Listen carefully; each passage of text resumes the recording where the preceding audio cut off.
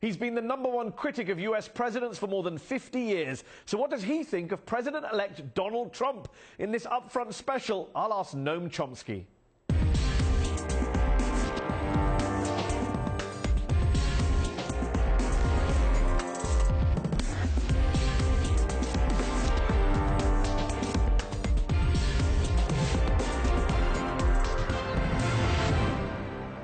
Noam Chomsky, thanks for joining me on Upfront. You've witnessed 15 presidents over the course of your lifetime. Is the 16th, is Donald Trump the most peculiar, perhaps the most astonishing choice that the American people have made during your lifetime, in your view? He certainly is off the spectrum. There's never been anything like him. In what specific sense do you think there's been nothing like him? Well, first, for one thing, he has no background at all in any political activities, never held office, been interested in office. He has no known political positions. He's all over the map in his comments. He's basically a showman. Some are worried that he's more than just a showman, that he's a dangerous individual. Some say that you predicted Donald Trump back in 2010 when you said, quote, "If somebody comes along who is charismatic, this country's in real trouble because of the frustration and justified anger." You said, quote, "Illegal immigrants and the blacks will be targeted," and, quote, "We will be told that white males are a persecuted minority, people will be beaten up, and if it happens, it will be more dangerous than Germany." You sound almost prophetic there. Is that the path that the United States is now on in this new Trump era, what you predicted back then? Well, I wouldn't compare it with Weimar Germany. Hitler was a sincere, dedicated ideologue. Trump isn't. He has no known ideology other than me, you know. But up to the last phrase, the description is pretty accurate. But when you have white nationalists like Steve Bannon appointed to the White House as chief strategist, at this past weekend in D.C., you have basically neo-Nazis turning up in Washington, D.C. to have a rally saying Heil Trump. He may not be an ideologue or a neo-Nazi, but clearly he's energizing and emboldening people who are. Not just in the United States. If you look at the European reaction, every far-right, ultra-nationalist, neo-Nazi was greatly encouraged and excited by his victory, thought it helped them. Whether he'll go in that direction, we don't know. You've spent decades critiquing US presidents. You once famously remarked that if the Nuremberg laws were applied, then every post-war American president would have been hanged. Given the impending arrival of Donald Trump in office, some might say, is it time for you to say, actually, I was a little hard on the people who came before Trump, because Bush, Reagan, Nixon, however bad they were, they weren't on this Trump level of, some might say, insanity? Well, on the issues of intervention, international violence, and so on, it's not very clear what his positions are. They've been all over. He is in favor of a substantial buildup of the American military. He claims, ridiculously, that it's decaying and depleted. In fact, it's far beyond any military in the world in technological advance, in the amount of spending and so on. But it will be undoubtedly. He's also said stuff like, I would take the oil, I would bomb the hell out of ISIL, kill the families of terror suspects, bring back torture. I mean, this is stuff that some presidents have done, but no one's ever talked about it as gleefully and openly as this president. But on the other hand, he's also talked about reducing tensions with Russia, which is probably the most dangerous flashpoint in the world on the Russian border. So it's hard to predict. In fact, the most predictable aspect of Trump is unpredictability. I think it's dangerous, very dangerous, but I doubt that he's... But just to take a kind of historical perspective, given you've been on the scene watching and writing about president after president for decades now, cast your mind back to the similar period under any other previous president-elect. How worried were you compared to now? I'm just trying to get to a sense of how unique you think this moment is. Well, it may surprise you, but one of the presidents who worried me most was Kennedy. And in fact, Kennedy brought us closer to nuclear destruction than anybody. Whether that'll happen with Trump, we don't know. But it's certainly extremely hazardous to have an ignorant, thin-skinned megalomaniac who sends off Twitters at 3 a.m. if somebody angered him. On Russia, a lot of people do welcome a kind of new reset, another reset of relations, an improvement of relations between the US and Russia. You clearly do. But a lot of people might say it shouldn't be done on these terms. Yes, we should have better relations between the US and Russia, but not because the President of the United States may be compromised by his business interests in Russia or because he thinks that the Russian President is a great guy, a strong leader. Vladimir Putin, a man you told me a few months ago when we spoke, he's not a nice guy, horrible leader. You yourself said that. Clearly, that's not the right way to do a reset of relations, is it, on those terms? It's not the. First of all, we don't know what's in his mind. I suspect he doesn't know what's in his mind. It's, as far as we know, pretty vacuous. Almost anything comes out. But anything that would reduce the growing and dangerous and severe threat of nuclear war is to be welcomed. It's nice. It would be a nice thing if humanity could survive. A major war between United States and Russia would be the end. And the tensions are developing. Both sides are carrying out provocative acts, military buildups on both sides, close confrontations, jet planes buzzing each other and so on, NATO military operations a couple hundred meters from the Russian border, the Russians putting missiles in Kaliningrad. All of this is very dangerous. Steps taken to reduce the tensions, to turn, in fact, partly return to more amicable relations. And if those amicable relations involve NATO kind of falling apart, Donald Trump has basically said he's not really interested in propping up NATO, funding NATO in the same way that previous US presidents have. You've never been a fan of NATO. Is that somewhere you find yourself on the same page as Donald Trump? Well, sometimes he says things that I would say, but for totally different reasons. First of all, he's not calling for disbanding NATO. What he's calling for is getting other NATO countries to pay more. Yeah. What he's talking about, in fact, is expanding NATO. But he's also questioned the whole solidarity concept NATO of coming to the aid of a NATO ally. He has done. He said that, and he said everything else you can think of. So if you were a Latvian or a Lithuanian, you wouldn't be worried about your security or independence under a Trump presidency? If I was a Latvian or Lithuanian, I would be worried about the buildup of NATO forces on the Russian border. You wouldn't be worried about Russian tanks coming across the border, given what's happened in Ukraine and Georgia? That's what might lead Russian tanks to come across the border. You don't think Vladimir Putin has any expansionist aims independent of NATO? Not that we know of. There's no evidence for it whatsoever. None? None. In fact, even Ukraine. Ukraine was a reaction to what amounted to a coup that overthrew the government. And recall that NATO had actually offered Ukraine, had invited Ukraine to join NATO. That's no... Your critics would say you're underestimating Vladimir Putin. You're giving him a pass. This is a guy who domestic critics in Russia say is authoritarian, is expansionist, does want to use foreign wars as a way of distracting from domestic crises, just like many authoritarian leaders in the West have done. People say many things, but I'm looking at the facts. The fact is he's annexed Crimea. There's no justification for that, is there? Whether there was a justification or not, no, I don't think there was justification, but we understand the reasons. It's NATO. No, it was the reaction to what happened in Ukraine. And, for example, is there justification for the United States holding southeastern Cuba?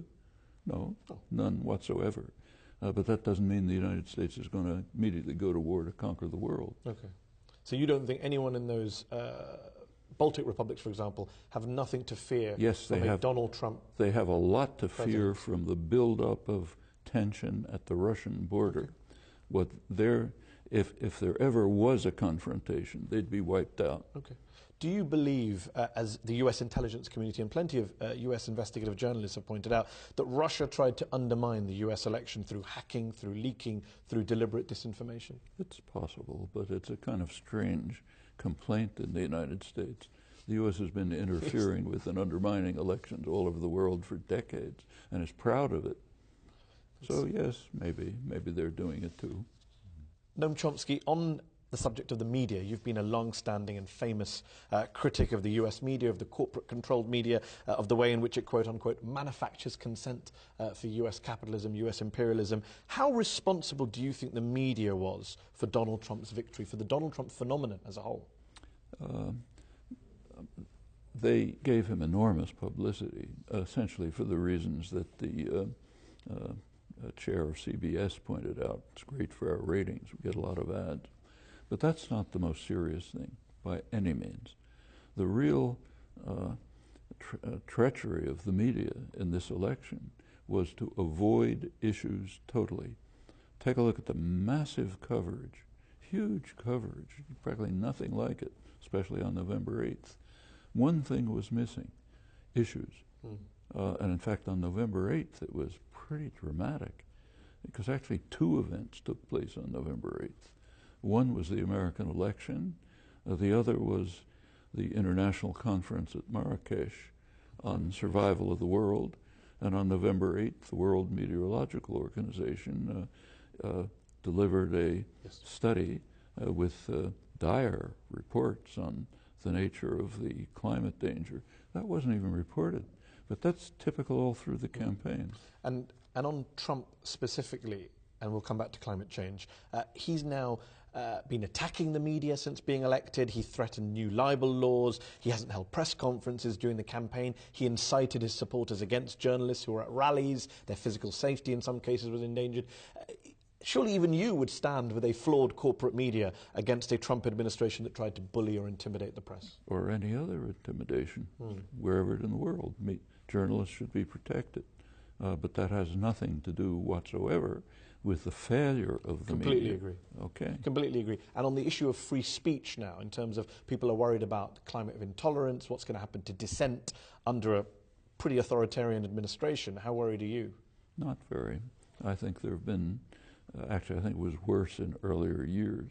There's been real gains in protection of freedom of speech, and I think they're pretty deeply embedded, and my suspicion is that though there will be attacks on freedom of speech, my own feeling is they are not likely to get very far.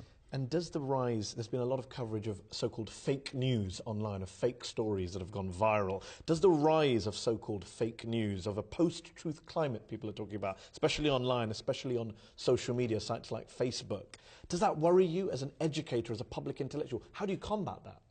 You combat it by being an educator, by trying to educate and organize and bring people to understand that they should use their critical intelligence to evaluate what they read, whether it's in the mainstream media or on some site that they're looking up, no other way. And it's a bad thing, but I think it can be overcome. You think it can be overcome? Yeah. In fact, one really dramatic result of the election, I mean, apart from the fact that Clinton won by maybe 2 million votes, is that among younger people, Clinton was way ahead and Sanders had an overwhelming majority. Now, that could be a positive portent for the future. Noam Chomsky, we're going to take a break.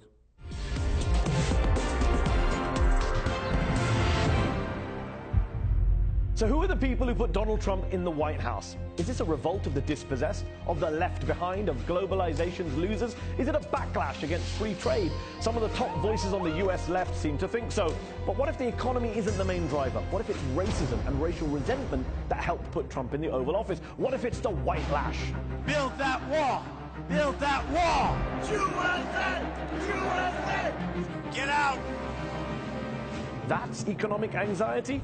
Just look at the evidence. First off, exit polls from the primaries found the median household income of a Trump voter is well above the national average. And the exit poll from the presidential election confirmed Hillary Clinton won the majority of voters earning under $50,000. In addition, a massive pre-election Gallup study found living in areas more exposed to trade or immigration does not increase Trump's support.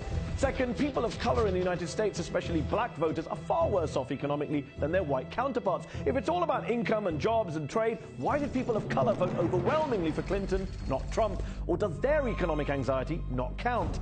Third, just listen to what Trump voters actually say about why they support him. One study found that the easiest way to identify if someone supports Trump over Clinton is to ask if they think Barack Obama is a Muslim. It's more accurate than asking them whether they're Republicans. That study also found factors like economic pessimism and income statistically insignificant to Trump's rise. Other studies found a strong relationship between anti-black attitudes and support for Trump, with Trump supporters more likely to describe African Americans as criminal, unintelligent, lazy and violent, more likely to believe people of color are taking white jobs, with a majority of them rating blacks as less evolved than whites. Do I really need to go on? Oh, but what about all the low-income white voters that Obama won in 2008, but Trump won in 2016? A, there's no evidence that it's the same white people who voted for Obama that voted for Trump. We just don't have that data yet. B, Democrats lost more votes in counties where white income growth was highest than where it was lowest. And C, Obama wasn't running against a candidate who engaged in the textbook definition of racism and had a long history of anti-black bias. Look, there are multiple reasons why Trump won: a flawed Democratic candidate and low Democratic turnout, the whole email issue, and yes, of course, the economy played a role. But to focus all or most of our attention on income inequality and the left behind real issues which need addressing doesn't tackle the racist elephant in the room. And yes, I accept not all Trump voters are racist, but the racists did vote for Trump. Plus, as one very viral tweet aptly put it, not all Trump supporters are racist, but all of them decided that racism isn't a deal breaker. And so we have a situation where in January, the first black president of the United States will hand over to a president endorsed by the KKK. But apparently it's the economy, stupid. I don't think so.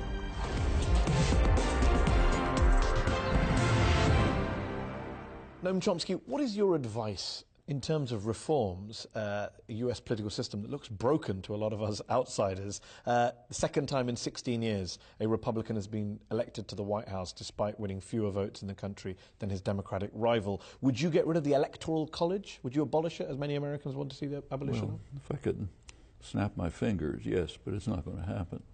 But it's not a system you think works? I don't think it works very well, but there's other problems too. The entire system of apportionment of delegates happens to give extra power to rural areas, which happen to be mostly conservative, Republican. The significance of elections are almost bought. Huge amounts of money go into elections, from the House up to the White House. The representatives, for the majority, in fact, do not represent their constituents. If you look at, there have been good studies of the correlations between people's attitudes and the positions taken by their representatives. And for about 70% of the population, there's basically no correlation. These are really serious problems. The American political system happens to be pretty regressive in its structure. That probably wouldn't even be tolerated by the European Court of Justice, and it should be changed, but there are deeper issues. Of course. You were pretty explicit when I interviewed you earlier this year that progressives should vote against Trump, and if you were in a swing state, you would have voted for Clinton as the lesser of two evils. A lot of progressives didn't agree with you. A lot of young millennials, they voted for third-party candidates like Gary Johnson and Jill Stein, or they stayed at home and didn't turn out, saying Trump, Clinton, what's the difference? They're all the same. What's your message to those voters today who refuse to vote for Trump or refuse to vote to stop Trump? What's your message to them now that he's won and he's in the White House? Same as before. I think they're making a bad mistake. First of all, there are two issues. One is a kind of a moral issue. Do you vote against the greater evil if you don't happen to like the other candidate? The answer to that is yes, if you have any moral understanding. You want to keep the greater evil out. Second is a factual question. How do Trump and Clinton compare? And I think they're very different. I didn't like Clinton at all, but her positions are much better than Trump's on every issue I can think of. And I interviewed Slavoj Žižek, the leftist philosopher, Slovenian critic who you've criticized in the past. On this show recently, he said, in a kind of Maoist revolutionary terms, he said, Trump would shake up the system and could end up being a positive force in terms of undermining the status quo. Does he have a point? A terrible point. It was the same point that people like him said about Hitler in the early 30s. Because it backfires in the end? He'll shake up the system in bad ways. What the What it means is now the left, instead of, if Clinton had won, she had some progressive programs. The left could have been organized to keeping her feet to the fire and pushing them through. What it'll be doing now is trying to protect rights that have, and gains that have been achieved from being destroyed. That's completely regressive. Noam Chomsky, on Barack Obama, the left critique of his foreign policy record has been pretty clear. Escalating in Afghanistan, regime change in Libya, drone strikes in Pakistan, increasing aid to Israel. But there's also been a positive side to his record, surely, as well. The Iran deal, the reopening of with Cuba, the Paris Agreement on climate change, all of which are now at risk from a Trump presidency. Given the arrival of Trump, won't we end up missing Obama? Won't you miss him even a little bit? Well, the things that you mentioned, like, it's worth talking about them.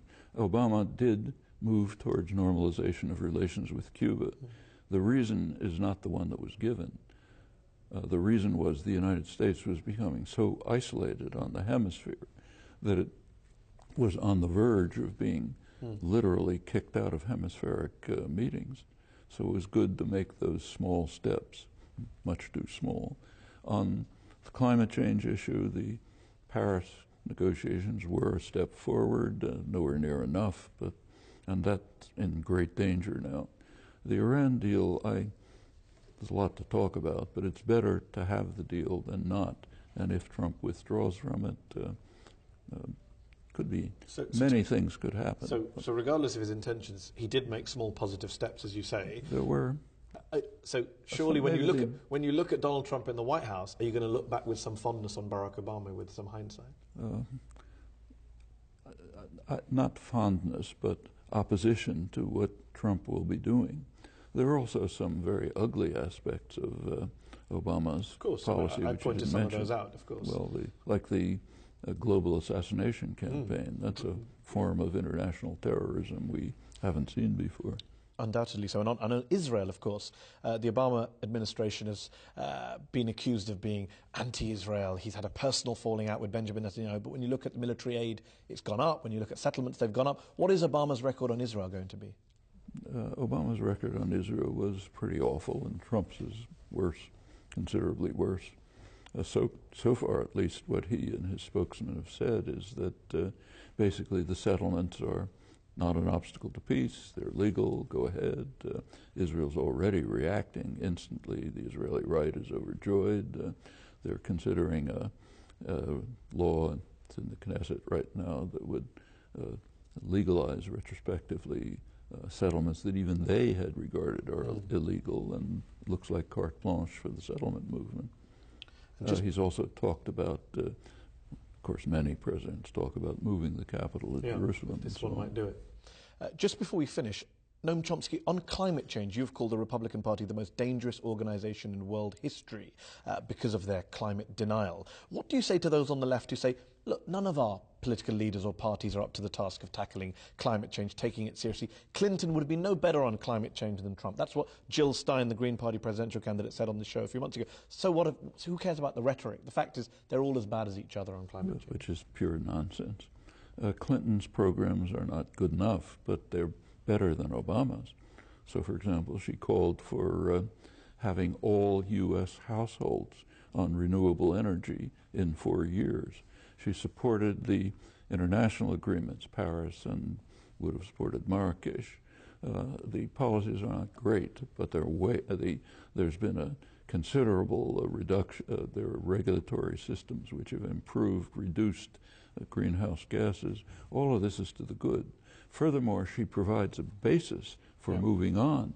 In the case of Trump, it's radically the opposite. So let me ask you radically the opposite. Take a look at his proposals. So is it all over now for climate change? Is it too late to stop climate change? Well, we don't know, but it's certainly a radical setback. In fact, you saw it at Marrakesh.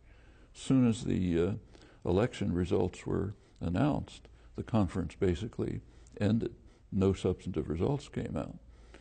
This is a man, and it's not just him, it's the whole Republican Party. Every single candidate in the primaries either said it's not happening or we shouldn't do anything about it. Trump's position is more fossil fuels, eliminate regulations, even coal, refuse the payments, promised payments to countries trying to move to sustainable energy. To claim that this is the same as Clinton's programs is just madness in my view. Noam Chomsky, thanks for joining me on Upfront.